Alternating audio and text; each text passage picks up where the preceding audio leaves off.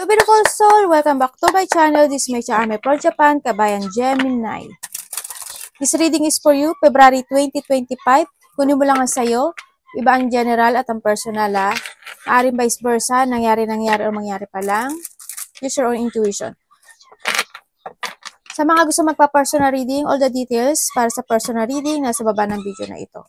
Tingnan natin Gemini ng iyong February 2025 first week, first, second, third, and fourth week. Posibilidad na mga kaganapan sa iyo in first week, Gemini. To show me, February 2025. Uy. Gemini in February 2025 first week.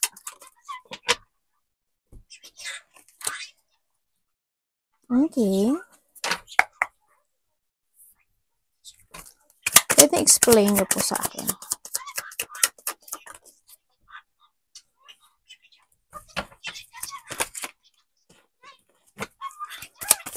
Ayan.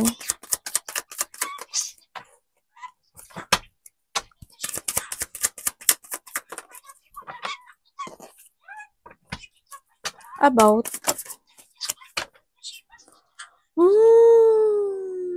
Okay. Okay. By the first week, ang nakikita ko sa iyo dito is, yes, iba magiging busy kayo, ganyan.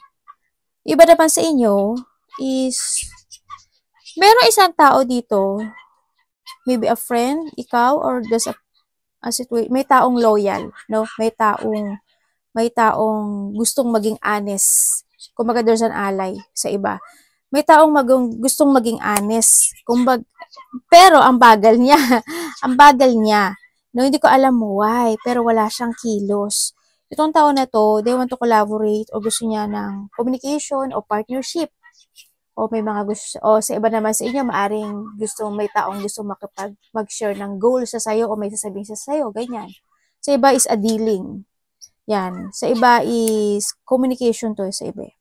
Ganyan. Kaso, maaring itong tao na to is hindi ka pa niya kayang ma-let go sa nakikita ko dito. Hindi ko alam why, pero nape-pressure siya. Kasi ang nakita ko sa kanya, ang bagal ng kilos niya, parang gusto niya muna na they want to try to develop itong situation. Maari kasamaan mo sa trabaho, maaring kakilala mo, na you put boundaries dito, ganyan. O kaya naman is karelasyon mo, asawa mo, karelasyon mo dati, ganyan. Iba sa inyo, kasi pressure itong tao na to, there's a limitation. Ako nakita sa kanya, hindi ko alam why eh. Pero wala siyang movement. Pero kung gusto kanya i-let go, hindi kanya kayang i-let go. Kasi wala akong nakikitang pag-ending na situation. Pero gusto niya magkaroon ng development dito sa inyo. Nandun siya sa sitwasyon na they patiently waiting sa mga tamang panahon at tamang pagkakataon at tamang oras para mag-aksyon itong tao na to, no, sa nakikita ko dito. Parang ano lang, slowly, nag-i-slow siya. Slowly but surely, ganyan. Nag-i-slow itong tao na to sa nakikita ko dito. Maaring may iba sa inyo, kasama nyo na to, nakakausap nyo na to, or itong tao na to is, kasi parang hindi kayo pwede ikasal. Parang nakita ko na sa'yo, ito in the past, ano. Either yung iba dito, maaring asawa mo to, na nagkahiwalay kayo. O kaya karelasyon mo na nagkahiwalay kayo. Maaring yung karelasyon mo, mayroon siyang pamilya. Kaya hindi kayo pwede ikasal. O maaring kayong same gender, diba? Kaya hindi kayo pwedeng ikasal. Nakikita ko sa kanya dito is a weak, or maaring ikaw or vice versa to, weak yung energy na to. Ang weak niya, no? Sa nakita ko. Maaring itong tao na to is nagkakaroon siya na insecurity sa mga nakakasama mo, no? Sa nakita ko dito. Hindi lang, nai-insecure siya. Siguro sa mga nakikita niya sa'yo, sa mga nakakasama mo, may insecurity yung tao na to, no? Sa nakita ko dito. Ang di ko lang maintindihan kasi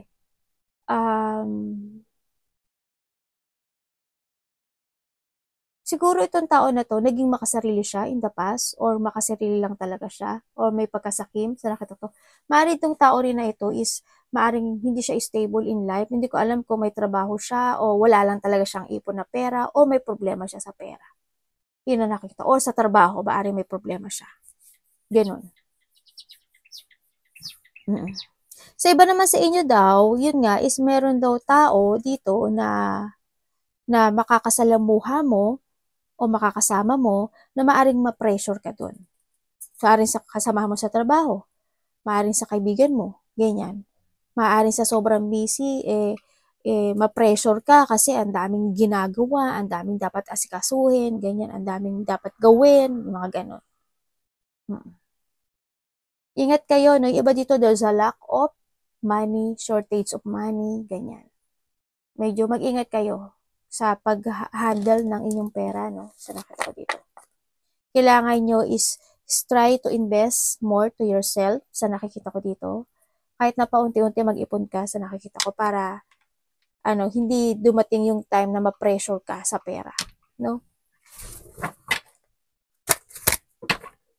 Tingnan natin ang iyong second week, Gemini, ng February 2025. Kamusta ang second week? February 2025, Gemini.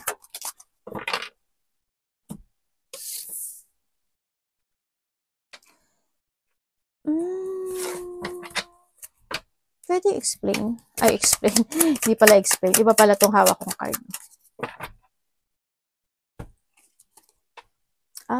Okay. Okay.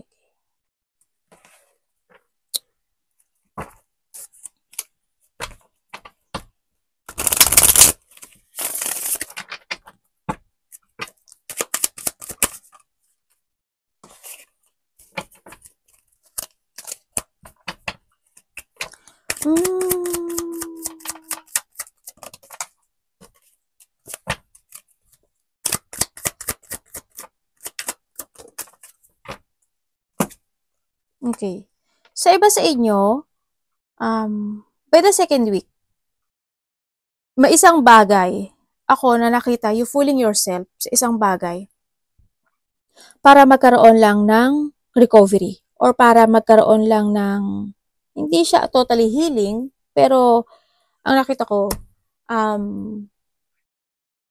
pipilitin mo yung sarili mo doon sa sitwasyon na yun, sa nakita ko dito. Ganun. Halimbawa, sa trabaho mo, halimbawa lang example, halimbawa sa trabaho mo, may kasamahan ka, pero hindi kanya gusto, diba? Pero, wala kang magagawa kasi kasama mo siya sa grupo. Parang doon kasi sa sitwasyon mo na kahit ayaw mo, pero you try your best to full, igigib mo pa rin yung effort mo kasi yun ang kailangan. Diba? Kahit na minsan ginagawa kanyang tanga, ginagawa kanyang ikaw yung mali, kumbaga yung tao na yun is maaring siya yung kunyari abosi-bosi, nagahari-harian, matigas ang puso, ganyan. Medyo may malupit man siya o matigas man ang puso niya o may katigasan at may kahigpitan man siya, diba? Pero you try your effort doon sa sitwasyon na yun, makikipag-commitment ka pa rin doon. Ganun. Para makasama siya. Para ikaw na lang yung mag-a-avoid. Ganyan. Para tatagapin mo lang na ginagawa kanyang tanga, ganyan. Sa nakita ko dito. O sa karelasyon mo, ganyan. Trabaho, karelasyon, kasama sa trabaho, kaibigan, ganyan. Kuhanin mo doon sa nakita ko. Pero nakikita ko naman na you have a boundary naman sa nakita ko. Pero kailangan mo rin depensahan if ever na may mangyaring ganun sa buhay mo, no? You need to protect, to defense yung sarili mo, or maaari naman gagawin mo yun kasi you want to avoid na lang para then sa protection mo. Ganyan.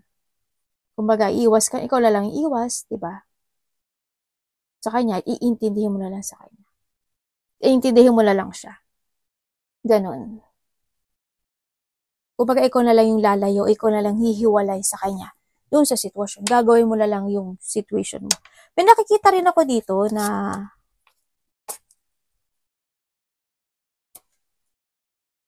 pipilitin mo daw or may tao na parang may tao kasing may maling ginawa. Hindi ko maintindihan kung mali, kung tapos na yon or mangyayari pa lang. May taong may maling ginagawa o gagawin, parang ganun. May ginawa, parang something ganun. Basta may mali, may maling. May maling nangyari, may maling magagawa o mangyayaring mali. Yun ang nakikita ko. May sinasabi rin dito na parang, sa akin to, sabi niya gano'n. Hindi ko alam anong bayo sabi niya. Parang, halimbawa, kung halimbawa, sa relasyon. Halimbawa, sa relasyon, di ba? Kumbaga, di ba nung nakaraan na read ko sa'yo, you're so hot. Naalala ko yun. Naalala ko yun eh. You're so hot. May bago at may luma. Sabi ko, di ba? Halimbawa, si luma. Kumbaga, may bagong nagpapasaya sa'yo or may bagong parating, di ba? Sasabihin ni luma na, no, this is mine. Akin yan. Sabi, ganon. Halimbawa, ganon. Example ko lang to ha. Ganon. Akin yan. Hindi pwedeng mapunta sa iba. Gagawa ko ng paraan para ganyan-ganyan. I-full niya yung sarili niya sa'yo. Mga ganon. Ganyan. O, yung iba naman, halimbawa, sa trabaho, halimbawa, bago ka lang doon sa trabaho mo, halimbawa, kumbaga may mas matagal pa sa'yo. Kumbaga, siya yung this is my territorial, kung ano yung sinasabi ko, sundin mo, ako yung mas matagal sa'yo, ako yung mas nakakaalam. Mga ganun-ganun. No? Paano mo lang yun sa ito? Dami ko sinabi, no? Ay, may nakikita pala ako, doktor, hospital, or rehabili. Hindi ko alam ikaw o malapit sa puso mo, baka nagkakaroon ng rehabili, pero magkakaroon naman ng recovery sa nakita ko. O maaring kailangan bumalik pa doon, or yung tao na yun, kailangan bumalik at magpa-check up pa uli doon. Tingnan natin, Gemini in 3rd week.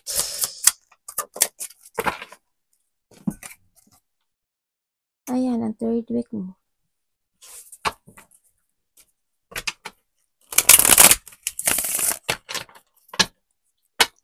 By the 3rd. Ito na, lumabas na. Lumabas na. Okay.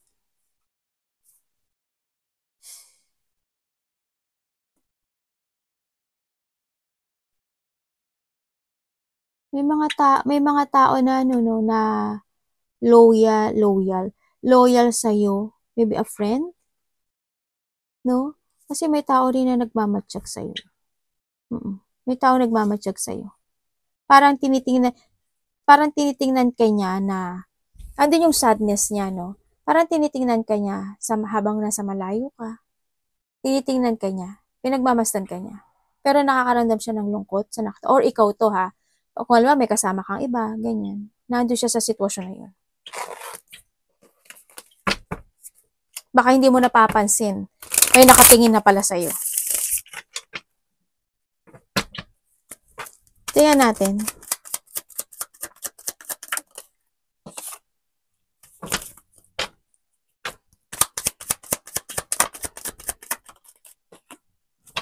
By the 3rd week.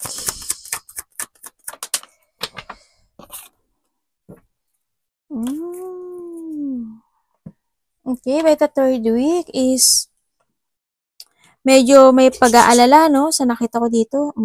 Merong aalalahanin ka ata. Parang something, ma-stress ka ata siguro. Sa iba, ganun. Maaring may mga mag-away. Maaring magkaroon ng mga unexpected of change sa isang situation mo, sa trabaho mo, sa family mo, sa relationship mo, sa katawan mo, o kumbaga health, ganyan. Or vice versa, or makamalapit sa puso mo, yun, no? So, nakita ko dito. By the 3rd week din is may mga pagtatalo when it comes to a family or a place na meron ka, trabaho o kasamahan sa trabaho, ganyan. O sa work, yan. Meron ako nakikita dito na by the 3rd week is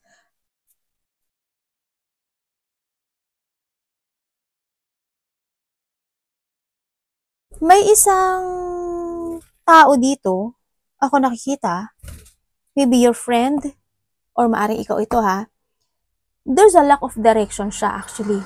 Hindi ko alam why, pero maaring nagkaroon kayo ng pagtatalo nito, or mangyayari pa lang to sa iba ha. Ganun. There's a person na there's a lack of direction ako na nakikita sa kanya. Nagkakaroon kasi siya ng self-limiting dito. Ganun. And then, care siya sa'yo. Sabi ko nga sa'yo, di ba, andito siya. Ganyan. Ando yung, either hihingi siya ng tulong sa'yo or tutulungan mo siya sa nakita ko dito. Parang sa iba may pagtulong. Sa iba may pagtulong. Either ikaw or siya ang tutulong sa'yo. Sa iba may pagtulong. Sa iba naman dito, yung may tao ako kasi na lack of direction siya. Or maaring ikaw, malalack of direction ka. O sa iba naman, maaring lalayo ka sa tao na mga gusto kang awayin o hindi mo nakakasundo. Ganun, parang nakakonect siya dito. Ganun nakikita ko. I hope walang separation, no? Sa iba kasi there's a burden. There's a burden, there's a conflict, ganyan. Iba dito, aray! Ang sakit! Anak, ang sakit! Kinagat ako ng anak ko. Yung dito may magkakaroon ng iba sa inyo ng mga hindi pagkakasunduan. Iba dito baka selos, ganyan. O iba naman, hindi pagkakasunduan. Ganyan. Hindi pagkakasunduan. Ano ba yan? Merong, may nakikita kong tao na maghihigpit. Parang dito siya kaduktong, Taong may maghihigpit. May taong maghihigpit. Maaring itong tao na to, maaring mas matanda sa'yo. Mas matanda sa'yo. Hindi ko alam kung sino siya sa mo. Yun. Maaring family mo, kasamahan mo sa trabaho, katrabaho mo, boss mo, kung sino man siya. Magulang mo, kung sino man yan. Or vice versa. Ganun nakikita ko. Iba naman sa inyo. Oo. Yun. Yun ang nakita ko. Iba sa inyo, maaring may mag-aaya sa inyo na na friend, na mag-chill kayo, may pupuntahan kayo mga gathering, may pupuntahan kayong celebration, ganyan. There's a group, sa iba group sa iba collaboration, may aring iba sa inyo is merong someone na makasama ka pero hindi niya alam paano gagawin niya, no? Medyo naguguluhan siya. Hindi niya alam, parang nalalack of direction nga siya. Kumbaga, hindi yung sitwasyon na maaring gusto man niya ikaw ayain, pero baka lumayo ka at humindi ka, ganyan. Kumbaga, yung yung tao na yung stuck siya dun sa thinking niya, no? Ganun, ang nakita ko ito. Iba dito, maaring may mga pupuntahan kayo, ganyan, na mga celebration, magchichill kayo ng friend mo, 3 kayo, 4 kayo, ganyan, so nakita ko ito. O kaya by 3 days, 4 weeks, o 4 days man yan, ganyan, nakita ko. And then also, yun nga, yung tao na yun, so nakita ko dito na being stuck, no? So nakita ko dito. Kasi hindi niya alam kung paano kanya i-approach. Nagkakaroon siya ng emotional situation. So nakita ko dito. May nakita ako, pangalawa ko na nakita yun. May doctor, hospital, confined. May mga bagay daw na pointless yung ginagawa niyo. O walang kabuluhan. I hope hindi. I hope hindi kayo lahat. May mga ginagawang walang kabuluhan. Tingnan natin na iyong 4th week, Gemini. Gemini 4th week vision. Cute ng anak ko. Sitting pretty siya dun sa sa gilid. Gemini.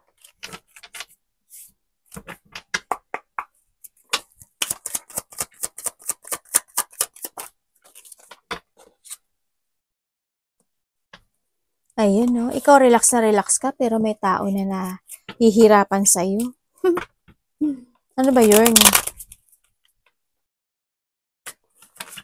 Tingnan natin.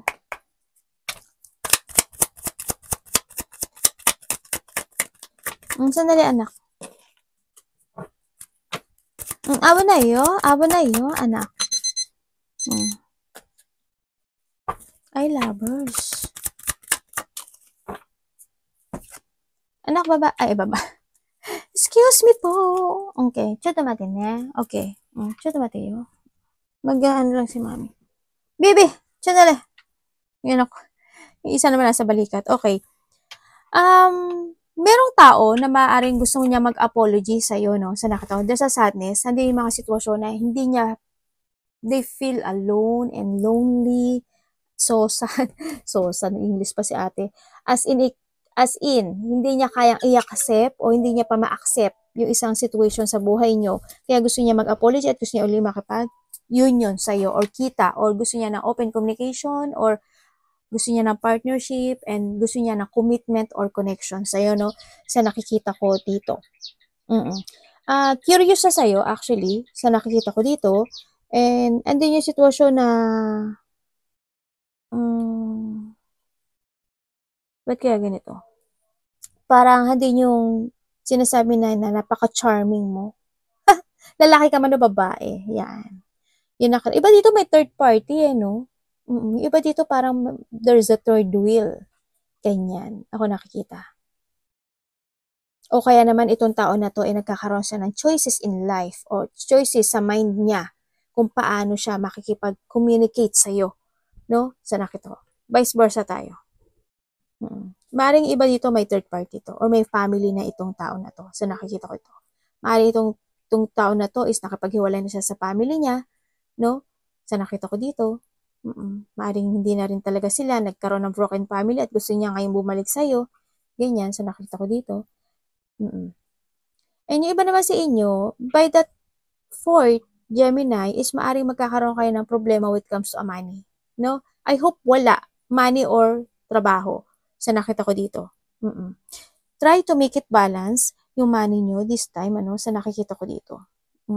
Kasi parang kung hindi kayo magiging balance, maaring magkaroon kayo ng problema when it comes to money.